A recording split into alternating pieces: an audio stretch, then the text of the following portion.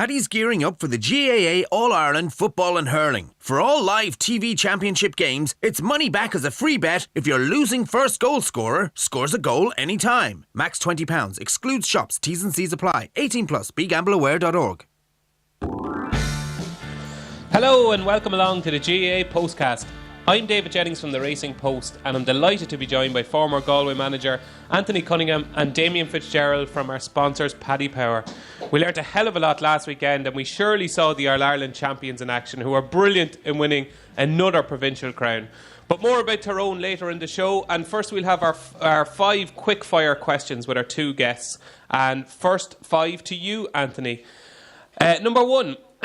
What was the strangest thing you have ever seen a player do in a dressing room before a game? Jeepers. I don't know where you pulled these questions from, but anyway.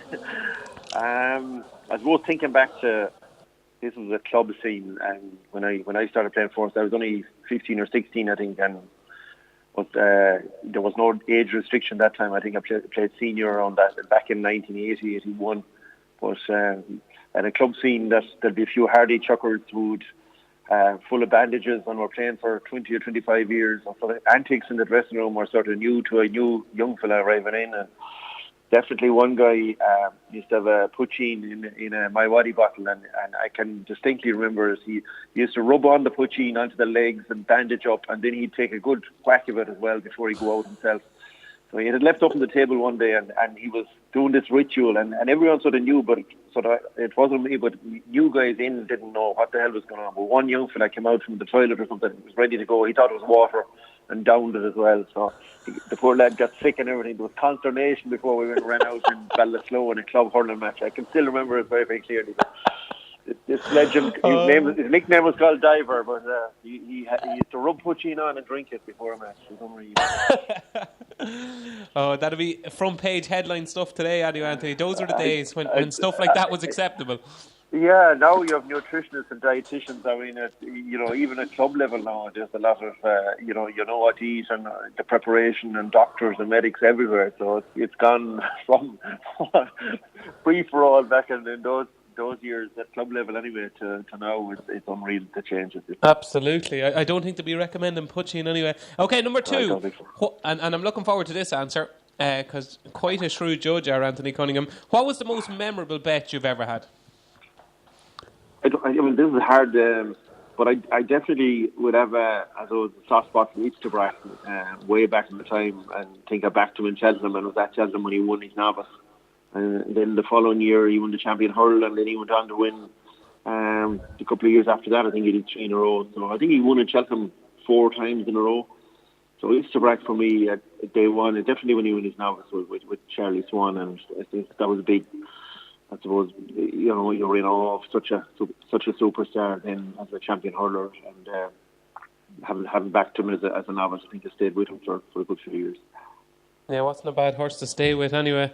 It was a good bandwagon to join. Number 3, yeah. Name one young hurler in Galway who could make his way into the first team in the next 12 months. So we want a kind of an under-the-radar hurler that you might have watched at underage during your time with Galway that you think is just ready to make the breakthrough. It's difficult. I think you'll be looking at somebody from the minor team of a couple of years ago, and I suppose Sean Loftus, who's on the subs of the senior panel at the moment, he'd be one guy who was a star that year of 2 years ago at wing back. Thomas Monaghan, who is now getting a run definitely at senior and had played the last day in the Leinster final. I think they're 2 guys. Thomas would be a guy that there'd be quite a big expectation of now, and has done probably better than some people would have expected, and it's good to see. Brian Malloy would have been another guy who was very good at under-21 last year, but he got sick this year and has been out through illness, really. Very hard to predict a new kid on the block, but I'd probably say Sean Loftus from Turlockmore Club. Galway would be hoping to get a new defender, I think, in the next couple of years. Okay, dokes. Number 4, if the Hurler of the Year award is being handed out tonight, who would get it? Well, I'd be biased on this one. I'd give it to David Buck. I think with league form, very good in the league semi-final, very good against Limerick, very good in the league final. And in the Leinster campaign, very strong. Maybe not towering the last day, but was still very, very influential. And you'd hope if Galway won win in Ireland, he'd be the hurler of the year. If not, I don't know. You may have the likes of Anthony Nash or Conor Lehan.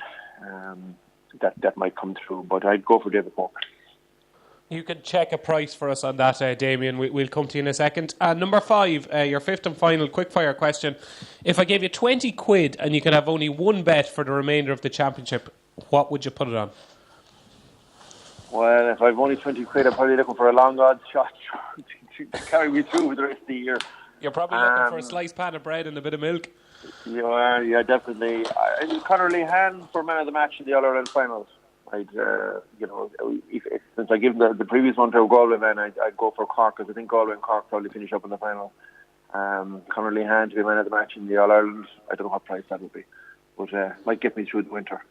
Yeah, it might get you through a few winters, because Cork aren't even in the final yet, and you've picked the best player in the final, so that could keep you going for quite a while. You might be retiring early, Anthony. Before we move on to you, Damien, just a quick price on David Burke for hurler of the year. David Burke is 20-1 for hurler of the year. So there you go, folks. A 20-1 poke from Anthony Cunningham for hurler of the year. Okay, Damien, unfortunately you're not just quite as high profile as Anthony Cunningham, so you're only getting 3 quickfire questions. Sorry about that now, but look, rules are rules, and time constraints and all that. So your first of 3 quickfire questions is, what was the biggest bet struck with Paddy Power last weekend, and who was it on? The biggest bet we took last weekend was actually a treble on the 3 obvious teams, I suppose, Monaghan, Dublin and Tyrone. So he had 10k on to win 3. Probably was a bit nervous during the Monaghan match, alright, but the 2 games on Sunday weren't that bad to watch for him, so he took his 3k off us. The treble, so it worked out at what, 3 to 10? Yeah. Wow, that sounds short.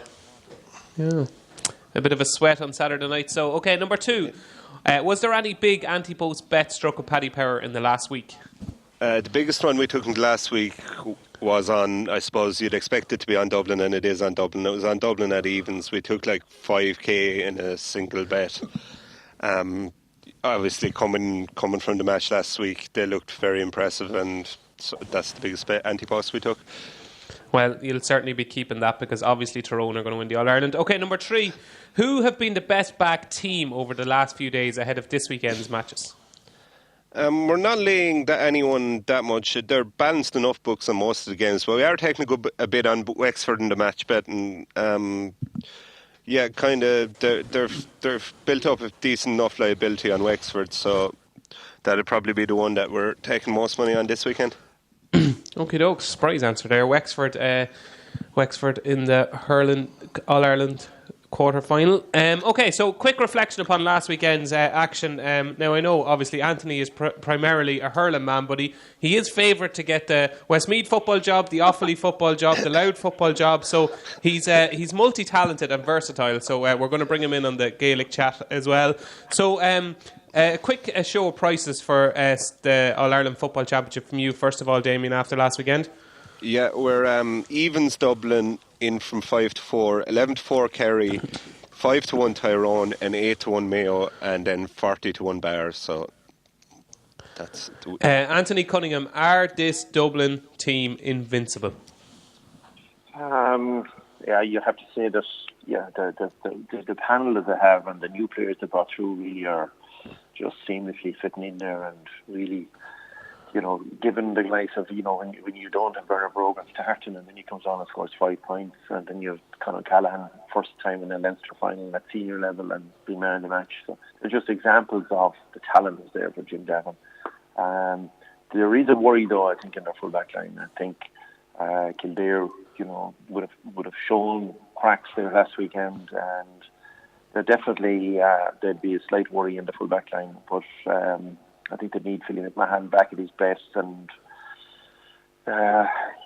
definitely that would be a worry. But I think it'll come down to a Kerry Dublin final, and if the Kerry and their football line are going very, very well. Hold on a second.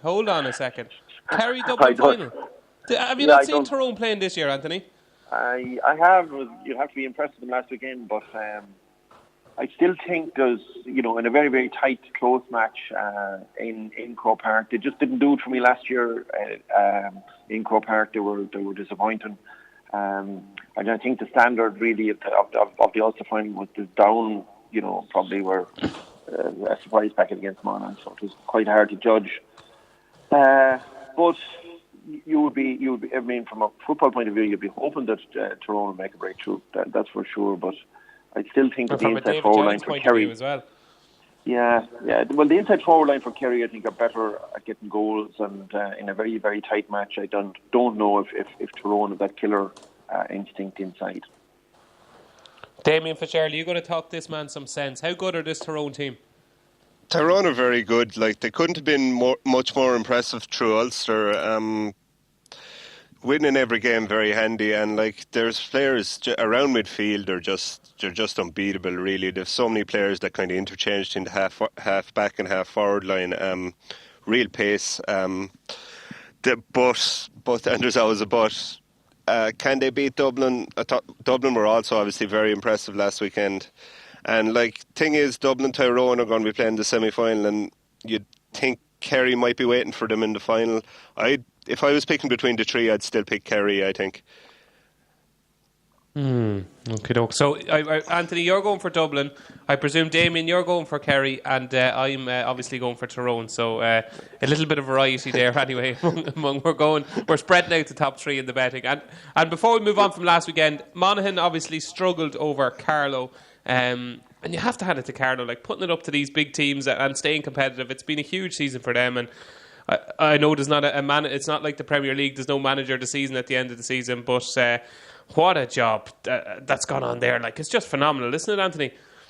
Yeah, and I mean, most teams you'll get a team, every year, every second year that'll make a good run as the top 4 or top 6. But the way Carlow have, I suppose, stood up to the task and have stayed with it, and have been very, very dogged in all their matches, even the Dublin match. Yeah, I don't know Turlock O'Brien now, but he seems to talk a lot of sense. Like, he knows what he has, and he seems to do the best with what he has. Like, he seems like a good guy.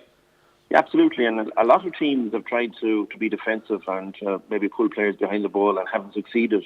They've sort of made a mess of it, really. I mean, counties like Galway have done it a bit, Kildare, even stronger teams that haven't really handled it well, but definitely Carlow have played to their strengths, really, and their strengths really are men behind the ball and breaking, and their attitude as well.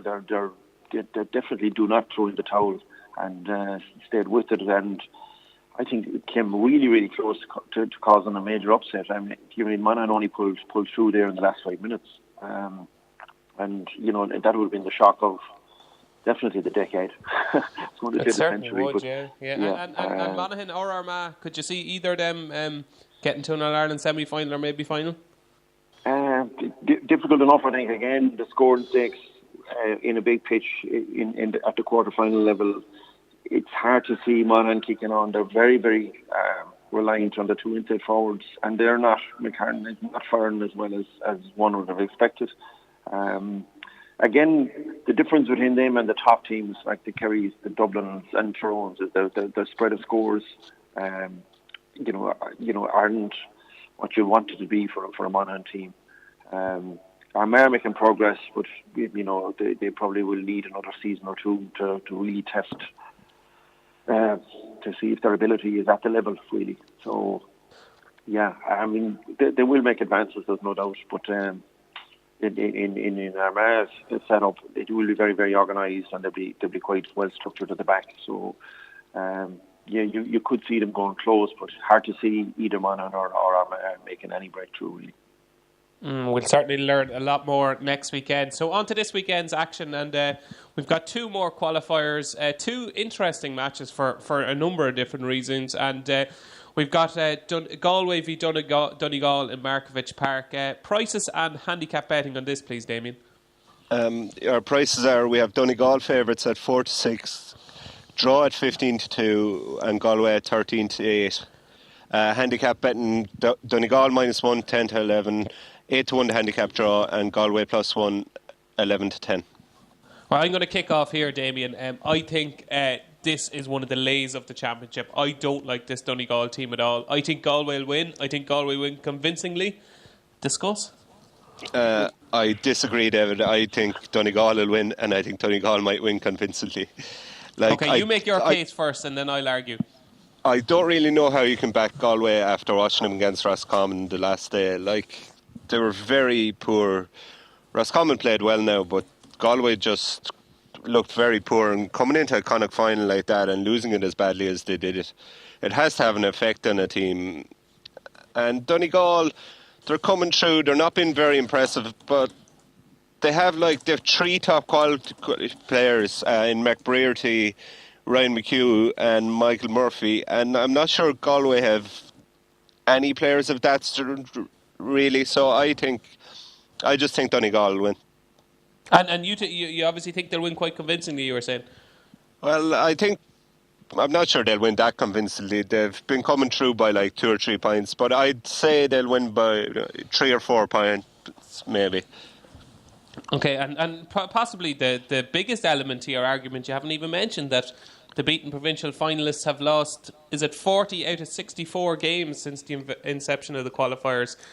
So basically the beaten provincial finalists, they've played in the next round of the qualifiers and they've been beaten in 40 of the 64 games. So that would probably be a help to your argument there, Damien, I'd suggest.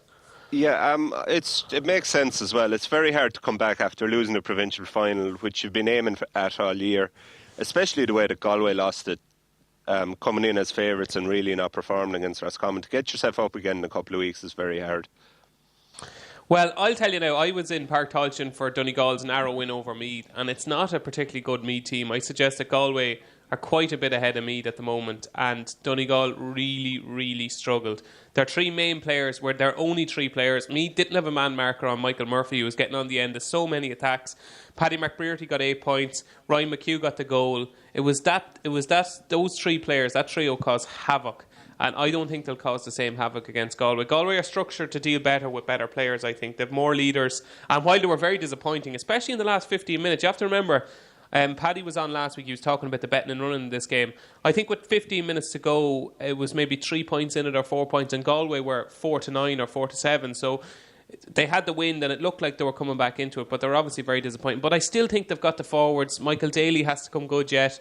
Damien Comer. I think they've better forwards probably than Meath, and I think they will really hurt Donegal. I think this Donegal team is completely in transition, and they haven't quite worked out what they're doing yet. They've struggled in the qualifiers. They were battered by Tyrone. I think they're vulnerable. I really do, and I think you'll see a backlash from Galway here. Anthony Cunningham, you've got the deciding vote. Yeah, I suppose I've seen Galway live versus Mayo, but even that day I think there were signs of definitely inadequacy in the full back line and Rory Lavelle in goals, and didn't like their kick-out strategy at all. It was very, very short. What's going on there, Anthony? I mean, look at the he has to be dropped, does he? Yeah, well, I don't really know if he will be dropped. I don't think Kevin, knowing Kevin quite well, that he'll make too many changes. To be honest, I think he'll still back his players to get a big performance like the Mayo match. But the kick-out strategy was very poor on both days in the semi-final and definitely against Roscommon. You have to have variety in kick-outs. You must be able to think about 30 metres, 20 metres, 50 metres if it to in front of a wing forward, or spread left or right of midfield at times. You look at the scatter graph there of Cluxton's kickouts last weekend that was analysed during the week, and it goes to all different sections of the field. And football goalie now must be able to do that, and I don't think Rory can do that. And also, I don't think the guys in defence are making enough runs for him. Where on earth is Manus Bratnock these days? Yeah, you see, Galway have tried several goalies for the last 2 or 3 years and have really come up with nobody, and Rory's quite young as well. So Manus Bratnock was there last year, doesn't seem to feature this year. And I just wonder, they have a dedicated goalie coach, and I think he's a Lockford player, the Lockford goalie Sheridan that used to play for Lockford. I think here now he's the new goalie coach in Galway. But I just wonder what they do all over the winter, because the goalie coach is there all over the winter, that they haven't got better at kickouts. because it's such an important aspect of any inter-county or even club. I must get into this goalkeeping coach business, Anthony. Yeah, absolutely. That's on the end. So I think Galway are, they're frail. I think it was most disappointing, and I think their forwards with Comer blocked out of the game the last day, and I think Donegal would target that. And I agree wholeheartedly that I think the top three players for Donegal are better than the top three players that Galway have. And I'd be afraid that if this is quite a defensive setup from Donegal and it becomes a 1-12 to 1-11 match, or a really dogfight of a match, that like the last time, McBrearty, McHugh and Murphy will tip the scales in favour of Donegal in the last 5 minutes. I think Galway are brittle. But there's a huge question mark, and can they respond? And I think Kevin will go with a similar team, really, maybe one or two. And you think Donegal will shade it? I think they could beat the handicap -1. Yeah. Okay, he's a both wrong, but anyway, sure. Look, we all love opinions. Moving on to the second qualifier, another intriguing clash for two teams, I suppose, with plenty to prove. Mayo v Cork. Prices and handicaps on this one, Damien, please. Mayo are 1-5, 12-1 to draw, and 9-2 Cork. Mayo -5 is 10-11, 10-1 to handicap draw, and Cork +5 at evens. Anthony, we'll come to you first on this one to get your views. How do you see this one going? I think that Mayo are on a roll, and their matches for the last few weeks are building nicely. Will definitely help them. I don't think they overtrained during the weeks, and they just play the matches now, which is a brilliant way of getting better, really. And Cork have been, I suppose, really, really disappointed, not alone this year, but the last 2 or 3 years, and we'll find it hard. And Mayo are also going to the Gaelic grounds in Limerick, where they've had a bad outing the last time that they've been there against Kerry, so they want to get rid of those ghosts. And they're on a roll, and I think they're going to be too strong for Cork. I think Mayo will win this match by at least 2 or 3 points. I think they've too many experienced guns for Cork, and Cork are really, I'd say, just hoping that the season will be over quite quickly. Damien, Cork obviously plenty to prove. Hugely disappointing so far this season. Is this going to be all one-way traffic? It's hard to know, really. I'd give Cork a chance, but I think they need to get off to a good start. Don't ruin my bet. Don't ruin my bet. So I'm going to put it in there first. I think Cork to lead at half-time is a bet here, so you continue. Yeah, I think Mayo have been starting slowly the last couple of games, and if Cork get off to a good start, I think they have a chance. They've against Kerry, they got well bet, but they made a lot of chances against Kerry. They scored well, and they could have scored a lot more with all the chances they had. The problem they had is Kerry took all their chances at the other end, and I'm not sure Mayo will do that. So I'd give Cork an outsider's chance here. And if you're going to put up the Cork to be up at half time, I'll put up the double result. I think there's 14-1 out there, Cork. So I think there's a chance. Now, I do think, on the other hand, Mayo could just go out. If Cork's heads aren't right, Mayo could just go out and hammer them. But if Cork's heads are right, come on now, David. You can't have both sides. You can't tip Cork in the double result and then say that Mayo are going to hammer them. Come on. If it's a lot is in Cork's heads, and if it's impossible to know, but if they put their best foot forward, they have a chance here, because I haven't been that impressed by Mayo this year. Yeah, and just on that. Go ahead, Anthony. Mayo beat Clare, who arguably gave a better, were closer to Kerry than Cork were. So going on a form line, and Clare at home, no matter who plays them, are difficult to beat. But you'd have to be impressed with the last 20 minutes of Mayo against Clare. I know Mayo have disappointed over the last few years, but they definitely are going in the right direction, and I think they'll have too much experience for Cork. I think it's fascinating to watch Mayo in action, because they seem to thrive in adversity. Like, you go through all their games, even against Derry when they went behind, they seem to love this. Oh God, we're nearly going out with a championship. Let's all just pull together. And it was the same against Clare. I think the best possible thing that could have happened against Clare was them to go behind in the first half. And even when they're going behind in these games, they're going behind when they're with the wind. So it's a strange scenario, Mayo. They have a really strange mentality where they seem to just throw off the shackles when they go behind, and that's when they're at their best. And that's probably why they're at their best against better teams. So it's quite an interesting match. I certainly think Cork will start well. Mayo were really sluggish against Clare. They were so poor against Derry in the first half. They were poor against Galway. Their class shines through in the second half of games, but I certainly wouldn't put anybody off backing Cork to lead a half-time, or even the Cork-Mayo double result. I think they're 6-1 out there. So that's Mayo v Cork. That's the two football matches this weekend. So the competition winner, last week's competition winner was John Kiley from Tipperary, who gets €25 worth of free bets, credit to his account, as he correctly answered that Kevin McStay is a current Roscommon manager. So this week's question is, who got Dublin's first goal in their win over Kildare in last Sunday's Leinster final? So who got Dublin's first goal in their Leinster final win over Kildare last Sunday? Tweet your answer with the hashtag Postcast, and the winner will be announced in next week's show.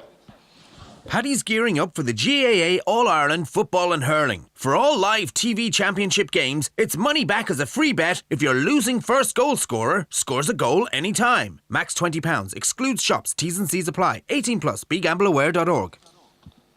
Welcome back to the GAA Postcast. I'm David Jennings. I'm delighted to be joined by Anthony Cunningham and Damien Fitzgerald from our sponsors, Paddy Power. And it's crunch time in the Hurling Championship. We've got Clare v Tipperary and Waterford v Wexford this weekend. Two fascinating All-Ireland quarter-finals. And Anthony, we'll start with Clare v Tipperary. Intriguing match for many, many different reasons. Clare obviously bitterly disappointing in the Munster final. Both these sides have been beaten by Cork. How do you see this one going, Anthony? Well, I think everybody in Clare are looking, they're saying it's a do or die effort really that's needed. There needs to be a big kickback from Clare really. You'd have to be disappointed with their Cork performance. I don't think they're going at teams as much as they should really, of taking the game to teams and running at them and giving their inside forwards enough a ball really. I think they're trying to over manufacture scores and placing balls, and I really think until the last 20 minutes last day, they were sort of hurling, but not really, sort of made up hurling, mechanical hurling, playing a lot of crossfield balls. And it wasn't until they got, a faster ball into Conor McGrath and O'Donnell that they really opened up. And I think they'll have to throw off the shackles and have a right cut. I think their players that are out, though, David McInerney is a huge loss to them. Aaron Shannon is a loss. So definitely, I think this will come down to either side, their full back line, which full back line holds up the best. Because I think there's a big threat with O'Donnell and Conor McGrath and Aaron Cunningham was now in. They have a lot of pace, and they're going to test the tip full back line. But can the Clare full back line hold Talon, John McGrath and Bubbles Dwyer? That's the big question. I think you could see a good few goals in this match. But you'll have to be impressed with Tipperary. They're coming along nicely. Reports are that they're back training really well now, and have most of last year's All-Ireland team starting on Saturday, and it's going to be very hard to hold their inside three, I think. Anthony, there's a theory out there that basically Tipperary and Galway are quite a bit like the hurling, where many people think Dublin and Kerry are quite a way ahead of the pack. Are Tipperary and Galway that bit superior to the chasing pack this year? No, I don't think so. I think, it appeared that Tipperary were tired really and maybe had overtrained or last year's season and gone quite hard in the league and then very disappointed. They looked a very, very tired team in the league final against Galway, and they looked very tired in parts, even though they scored quite well against Cork. But you would have to say the last 10 minutes against Cork in the Munster final and the Munster Championship, they just didn't finish out the game. But they've got a nice break, and they definitely have huge potential to score, which is when matches get tight and you get into an Ireland quarter-final or semi-final, definitely need someone to produce a bit of magic to get that goal when it's needed. They're a team that can go from 2 or 3 points up to 7 or 8 points up in a matter of minutes. And there aren't many teams left that can do that. You take the Waterfords, the Wexfords, Cork, they'll tag on a few points, but Tipperary could get 2 goals in a row, like in a matter of minutes. So they're extremely dangerous up front because their skill level is so high and their pattern of play is really, really precise and always pick out the best man in the best place. And their finish, particularly from their inside 3, and Bonner Maher back running at defences now is an added bonus for them. So I think it'll be extremely hard, and I think Tipperary will get through this match with a few points to spare, and neither Galway or Cork would like to see them coming on Monday morning's draw if it goes to a draw, which I think it'll be a draw for the semi-finals. So Galway... Anthony, you were involved in that epic All-Ireland semi-final a couple of years ago, 2 years ago now. Like, it was possibly one of the greatest matches we've ever seen, and you were in the middle of the cauldron. It was brilliant for us to watch, but obviously for a manager setting up against Tipperary, who have so many unbelievable forwards, it must be hard to try and kind of curb the influence of so many and to try and get a strategy to cope with that. And that's probably the key thing for Clare on Sunday, is coping with such a big spread of scorers. Like, we were talked about Donegal in the football earlier. If you stop Paddy McBrearty and if you stop Michael Murphy, you've stopped most of Donegal. But where this Tipperary team is concerned, there's just such a big spread of scorers, isn't there? Yeah, you could stop. Seamus Callan could be. You could try and put your best man in him, or double mark him, or step deeper in front of him, or get a midfielder to come back in front of him. But then John McGrath and Bubbles Dwyer could stick 2 goals. So their skill level and their ability to get goals, I think, is they're the best team that's left that have an inside line that can get the goals. There are question marks, no doubt, over their full back line. There are question marks over Ronan Maher and his pace at centre back. For that, I think Tony Kelly or Podge Collins, they will try and exploit that on Saturday. But Tipperary are ruthless if they're on a roll. No better team to get goals, and you have to question what you do. It's extremely hard to stop Seamus Callan or John McGrath in full flight. Okay, you can foul, but then you're on a yellow card and foul again, and you're down a man. So it's they definitely pull deep. Their wing forwards pull deep, and they create a lot of space. I think Cork, the new pitch is going to suit them as well. I think it's going to be very fast. It's a very fast surface down there, and I think it'll be a very high tempo game. And you look at the Clare full back line, wouldn't be the fastest, but there Patrick O'Connor and Keane Dillon might be exposed pace wise in the big spaces. That's now there in the new Páirc Keith. Okay, Damien, prices and handicaps on this one. Where I agree with Anthony, I'm siding towards Tipperary, and obviously Aaron Shanahan is going to be a bit of a loss. Goal threat for Clare, he's out. How are Paddy Power pricing this one? We've cut Tip a little bit with Aaron Shanahan and Dave McNerney out, who's obviously 2 big losses. Tip are now 1-4, 12-1 to draw, and 7-2 Clare. Handicap is 6 points. Tip -6 evens. Handicap draw 12-1, and Clare +6, 10-11. What's the best bet on the coupon for you? I like Clare to score over 22.5 points. I do think Tip will win, and I think they might win easy-ish enough. But I think they'll let Clare score as well. As Anthony was saying, Tip full back line doesn't look great. Clare full forward line does carry a threat, even with Aaron Shanahan missing. So I could see Clare getting a couple of goals. And if we get a couple of goals, I think they'll get it up. So Clare over 22.5 points at 5 to 6. 5 to 6, okay, to over 20, so 23 points or more. One bet that I thought was interesting, I don't know if you've got this priced up, but there's a rival firm quoting 7-4 about a player getting sent off. I thought that was quite interesting. Have you used a market on that, Damien? We'd be a bit bigger. We'd be 2-1. Okay, 2-1 a player to get sent off. I think just the lead up to this game, there's been plenty of talk, and I think there'll be skin and hair flying. So I wouldn't put anybody off backing 2-1 for a player to be sent off in Clare v Tipperary. So moving on to the second All-Ireland quarter-final, Waterford v Wexford. Both teams have had, different types of seasons, Anthony. Waterford are gradually coming back to the form we've seen over the last couple of seasons. And Wexford, how will Wexford cope with that Leinster final defeat, do you think? Well, Well, they definitely have a manager and a setup that will definitely have them fired up for Sunday. I wouldn't worry too much about that. And they think that Damien Weck is probably a very good young hurler coming through. He's probably back in contention for a wing back position. I still think they'll set up the same way, and you'll have to question, will they have again the goal threat or the scoring threat up front when it really matters. Both teams, I think, will have a sweeper system, so it could be low scoring enough.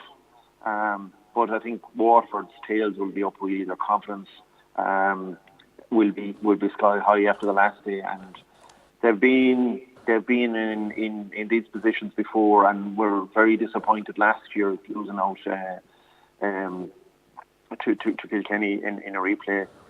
And they've gone to they've faced, I suppose, the death squad really the last day, with the last minute or two left in Thurles, and had the game gone on another minute, they could have lost that match before they got the break for extra time. But I definitely think that Waterford will win this.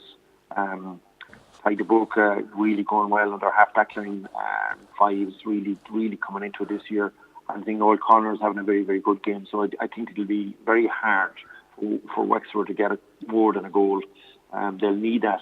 It's just a type of play that Wexford play. They're very mechanical. I think, anyone that's at the Leinster final, you could nearly see their scores happening, that it was sort of a sharp hook out, then it was a couple of passes around the middle third, and trying to get a runner coming on the wings, or trying to get somebody free up front. And it just doesn't happen in hurling that easy. Defences would close that down. I think it has to be more off the cuff at times, really, and playing, giving the forwards a lot better option. And at times there was no one inside forward really, and nobody within 30 or 40 metres of the goals at times. And if that happens on Sunday, I think Waterford will mop up really in defence. They're too cute for that. So, and you said during that you think Wexford are going to struggle to get goals. You can't see them getting under 1.5 goals is 4-7, and for Waterford to keep a clean sheet is 12-5. So would you be keen on both of those perhaps? Definitely in the first one. I'd be keen in the first one, but I think I don't think the handicap. I think Waterford will win this by more than 3 points. I'd say. I don't know what the handicap is. -3, -4. I'd say. I would be more on Waterford on winning this match by more than 3 points. Damien, I think the handicap is 5, is it? The handicap is 5, yeah. Waterford -5 or evens. They're 1-3 for the match, 10s to draw, and 3-1 Wexford. Are we going 6 points or more, Anthony? Yeah, I'd go with Waterford. In the last 15 minutes to pull away, get to win it to get to 5 or 6 points. Yeah, I'd have to agree with you there, Anthony. I think this could be one-way traffic. Damien, how do you see this? I think Waterford should win. I'd probably go with them on the handicap if I was going either side. As Anthony said, I think it could be tight enough, low-scoring match. You're saying the under goals there. I look at under 2.5 goals in the game is 11-8. That seems like a good bet for me. Both teams will be tight, and I think it should be tight. But as Anthony was saying, Waterford might just pull away in the second half. And I thought under 20.5 Wexford points. I find that a very interesting bet when Waterford are playing, because it's never going to be hugely high scoring. So teams that are playing Waterford don't tend to get well into the 20s on the total points market. So 5 to 6 under 20.5 points for me. So just a first goal scorer and man of the match shout. I meant to do it for Clare and Tipperary as well, but completely forgot. So first of all, first goal scorer, man of the match in the Clare Tipperary game, lads. Anthony? And the Clare Tipperary, I'd go for John McGrath. I think it's either him or Doubles or Callan. So I'd go for what price is John McGrath and Tipperary to win? John McGrath to score first goal and Tip to win is 13-2. 13-2. Okay, go for that. Okay, I like that one. Damien, have you a first goal scorer or man of the match shout? In the Tip match, for man of the match, I like John O'Dwyer at 10-1. he's been kind of going along, and everyone's talking about Callan and McGrath, but like on his day, he's as good as either of them, and I think he could have a really good day this weekend. So 10-1, John O'Dwyer. John O'Dwyer. And moving on to the Waterford-Wexford match, lads. Have you first goal scorer, man of the match out in that one? First goal scorer, Aaron Cunningham as an outsider. Sorry. He wasn't on the bet when I looked at it. He's 8-1 now in the Clare match, Aaron Cunningham. Yeah. As a first goal scorer, and I'd go with Ty de Burke as the man of the match. Ty de Burke has 9-1 for man of the match. Ty de Burke, okay, interesting. Have you any shouts on that one, Damien? I think Shane Bennett could have a big day. He's been kind of coming into form lately. Was very good in that under-21 game a couple of weeks ago, and he's 11-2 for first goal scorer and 14-1 for man of the match. So I wouldn't put anyone off that. What price is no goals in the Waterford-Wexford match? It's 11-1. 11-1. That sounds big to me now. I think this could be very tight. And I think there'll be goals. Yeah. Do you? Yeah, I don't think in a championship match that definitely in the pitch and the pace, but as well, I think there'll be goals. But Aaron Shanner, Bennett definitely is coming into form. But it's hard to see Wexford scoring more than a goal, I think. Yeah, I just find that this year's championship, I've wrote about it on a couple of occasions. There's not as many goals as you think. I know Galway have struggled to get goals. They're racking up big point tallies, and right across the board, if you take that Tipperary big win over Dublin out of it, there's been far fewer goals in this year's championship. I think you get a great run for your money in backing no goal score in some of these games because it's always double figures. It's not like the football, so you might get unlucky and there might be one. But I'd certainly look for the lower level of goals in that match. I think 11-1 is quite big. So that's it, lads. That's the 2 All-Ireland quarter-finals taken care of. So all that's left to do now is reveal our best bets of the weekend. And that the 2-point handicap could be obliterated. Okay, I'm going to go first this week, and I'm going to go completely against my two panellists, and I'm going to go for Galway to beat a Donegal team that I think is dead and buried. So Galway to beat Donegal at 6-4. Is that right, Damien? No, 13-8. Oh, even better again. It's just drifted since I tipped it. So 13-8 Galway to beat Donegal in the football qualifiers. Anthony Cunningham, your best bet of the weekend?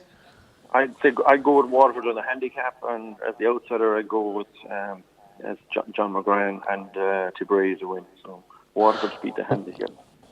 So Waterford to beat the 5-point handicap against Wexford, and John McGrath to get a goal, and Tipperary to win the match. That's 13-2. Get the first goal and win the match 13-2. Damien Fitzgerald, your best bet of the weekend?